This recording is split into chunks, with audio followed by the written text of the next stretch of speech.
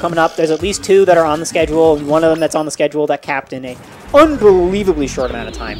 The initial cap for Riptide filled up in 6 hours, I think. And then when they raised the cap to double the size, it capped in 3 minutes. Oh wow. They got an additional like 128 or 200 people, something like that, in 3 minutes. Jeez. And this is PM. This is PM, yeah. Huh. Although Riptide has other games too, so there's like other fighters there. It's at a water park in Wisconsin. No, it's in Ohio. So you have to unironically go to Ohio, which is the problem. You have to fly to Cleveland and mean it, which kind of sucks. But can you believe there are people who unironically live in Ohio? Yeah, there's actually a lot of them. There are people who live in Cleveland. Any Clevelanders in the chat right now? Get out. Sorry. If so, why? Sorry, that was rude. No, it's okay. They're from Ohio. They don't have feelings.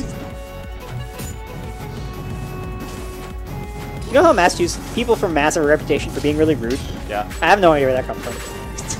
I don't know anything about weird. that. Yeah. I wouldn't have any idea. So I played against Nick just before this. Yeah, and he's Zelda now apparently. Yeah, Nick plays many characters. Zelda is one of them. Okay. And they told me that they could not nair with their controller because the snapback was messed up in some way. Huh? This did not stop them from running a fucking train over me, as is tradition. But I see they're now playing Zelda, a character where you need to press forward air and up smash. I don't know why they're not just playing female wireframe.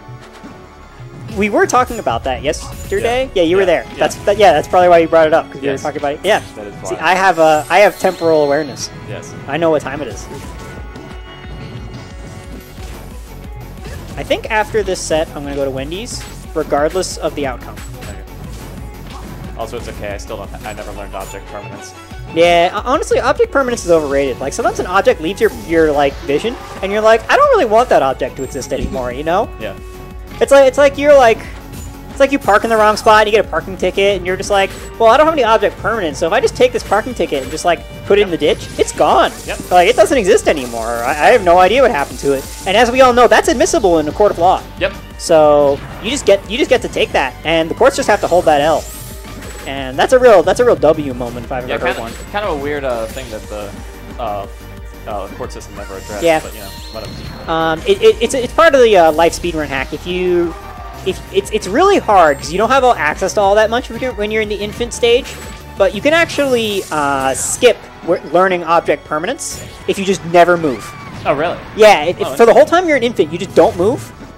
You just stare directly in front of you for 3 years. It's really hard to get that to do that because you have to somehow like convince your parental figures who are computer controlled that this is okay. Yeah, and it's mostly RNG, admittedly. Yeah. But if you can get that to work, then you can never learn object permanence. I hate the real life speedrun. I hate when RNG dictates something that big. Yeah, I know. But there's just so much of that in the real life speedrun. You kind of it all evens out after a while, you know? Yeah, I guess. Like, but if you skip object permanence, you get access to all kinds of shit because the game just doesn't really know what to do. So when you have no object permanence, like, you can just put your bills like outside and they're just gone. Because you don't like. The assumption is that you have object permanence, but you go to the courts and you're like, I don't have any, and they're like, I don't know what to do. So it's pretty good strat if you want to save money and you want to go for the frugal win. Yeah, it's really embarrassing though if you're like at your wedding or something and you like turn away for a second, you could look back and everyone's gone. Yeah, it's really awkward when you look away from like your significant other and they just don't exist anymore. Yeah, you get really sad all the time. That's not very good for your mental health. So generally speaking, you want to like stay single in that kind of run. I've seen people try in co-op speedruns. Actually, you can I've seen co-op speedruns where both people do that. Yeah. Both of them do the object permanence skip, and that usually works out pretty well. Oh, it helps. It keeps the mental health up when you know that both people have it. So you don't end up in like a bad frame with like mental illness or anything like that. Yeah. No, that's good. That's from not having object permanence and continuously losing your significant other. Saber's telling us there are a lot of us in the West, like a liar. Define us, Saber. What? We're talking about the IRL speedrun. Yeah, yeah. Oh, the IRL. Yeah. Talking about the object. Yeah, permanence. yeah, it's object permanence skip. Object permanence. Everfresh is here. Say hi. Sup? I don't know if anybody can hear him, but he's here. I can't hear. So, object permanence skip for you, and for anyone who may be tuning in now for whatever reason, I don't know why you would do that. Object permanence skip is a thing you can do in the infant stage of real life, where if you just never move, if you just look forward for 2 years until you stop being an infant, become a toddler, you never like trigger the event that teaches you object permanence. Okay.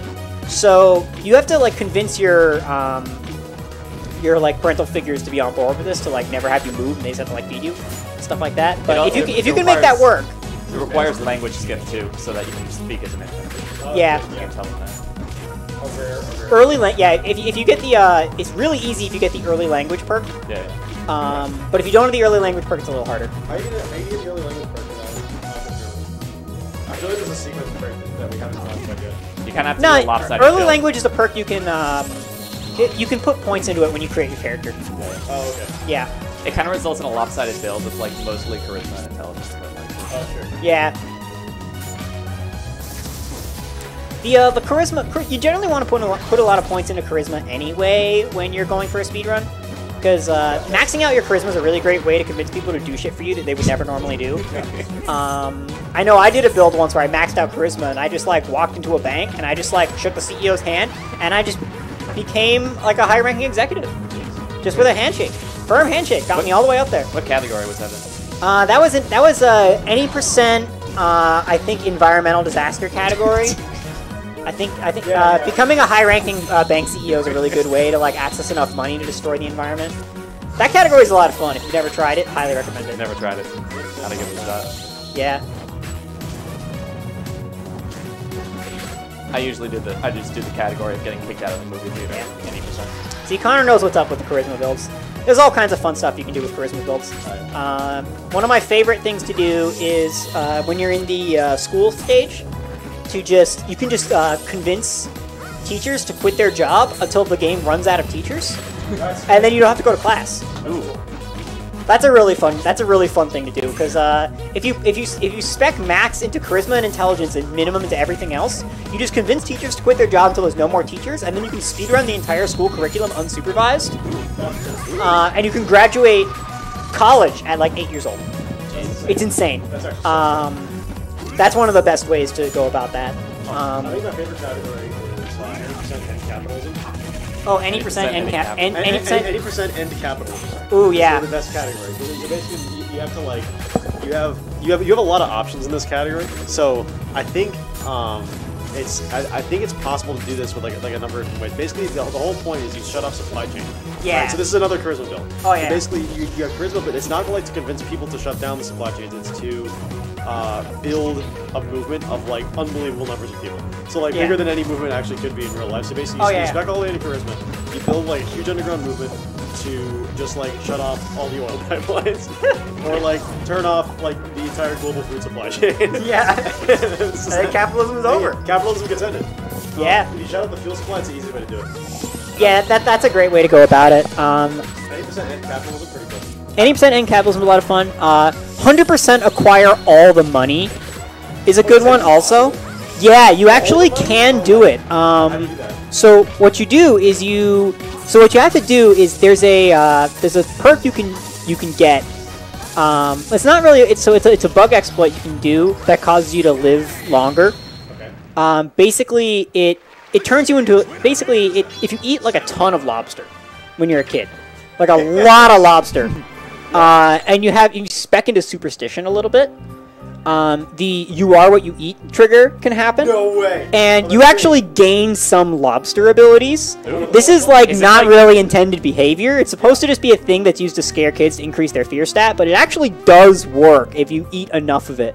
Like you can turn orange if you eat enough carrots, things like that. The guy from One Punch Man, Crab Man. Yeah, the crab yeah, you kind of turn into this like weird crab monster, but like nowadays with Zoom calls, nobody really needs to know you're a weird crab monster when you're trying to take over the world, so it's fine. Yeah.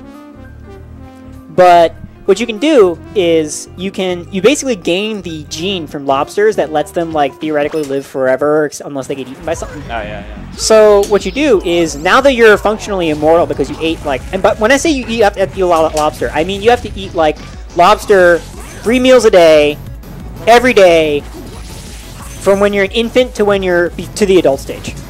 You have to consume only lobster.